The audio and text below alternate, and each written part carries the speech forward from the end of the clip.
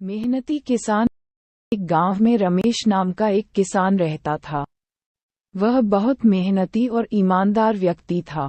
उसकी जमीन ज्यादा उपजाऊ नहीं थी, फिर भी वह अपनी मेहनत से खेती करता था।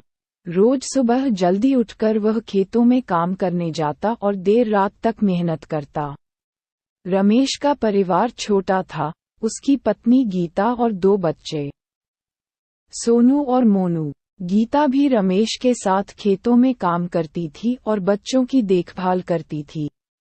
बच्चे स्कूल जाते और शाम को रमेश की मदद करते। एक बार गांव में बहुत भयंकर सूखा पड़ा। पानी की कमी के कारण फसलें सूखने लगीं और किसान चिंतित हो गए।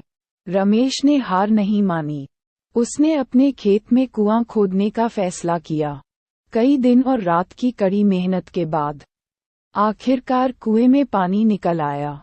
रमेश की मेहनत रंग लाई और उसने अपनी फसलों को बचा लिया। उसकी मेहनत और संकल्प को देखकर गांव के अन्य किसान भी प्रेरित हुए और उन्होंने भी अपने खेतों में कुएं खोदना शुरू किया। धीरे धीरे गांव के हालात सुधरने लगे और फिर से हरियाली लौट आए। रमेश की कहानी हमें ये सिखाती है कि कठिनाइयों का सामना धैर्य और मेहनत से किया जा सकता है।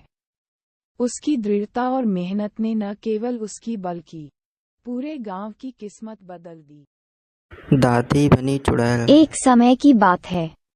एक छोटे से गांव में एक बुजुर्ग महिला रहती थी जिसका नाम था भूतनी। वह अपने अकेलेपन और दुख के कारण अक्सर गांव वालों से दूर रहती थी। गांव वाले उसे भूतिया चुड़ैल कहकर डरते थे क्योंकि उन्होंने सुना था कि वह काले जादू में माहिर है। एक रात गांव के एक युवक ने अपने दोस्तों के साथ शर्त लगाई कि वह भूतनी की झोपड़ी के पास जाकर आएगा। वह रात के अंधेरे में हिम्मत जुटाकर झोपड़ी के पास पहुंचा। झोपड़ी से हल्की रोशनी और मंत्रों की आवाजें आ रही थीं।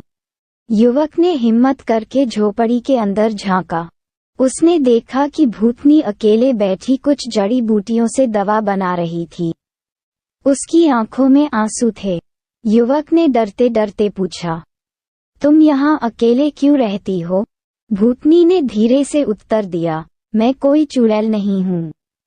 मैं सिर्फ एक साधारण महिला हूँ जिसे गांव वालों ने गलत समझा। मेरे परिवार को एक भयानक बीमारी ने छीन लिया और अब मैं उन्हीं बीमारियों के इलाज के लिए दवाइयाँ बनाती हूँ ताकि गांव के लोग सुरक्षित रह सकें। युवक को अपनी गलती का एहसास हुआ। वह गांव लौटकर सबको सच्चाई बताने लगा। धीरे धीरे गांव वाले भी भूतनी की सच्चाई समझ गए और उन्होंने उसे अपनाना शुरू कर दिया। भूतनी ने अपनी बाकी जिंदगी गांव वालों की सेवा में बिताई और इस तरह भूतिया चुड़ैल के नाम से मशहूर महिला गांव की सबसे प्रिय बन गई। अगर आप लोगों को कहानी अच्छी लगी हो तो हमारे चैनल को सब्सक्राइब करें, लाइक करें और शेयर करें और ऐसे ही कहानी देखने के लिए बने रहिए हमारे यूट्यूब चैनल पर।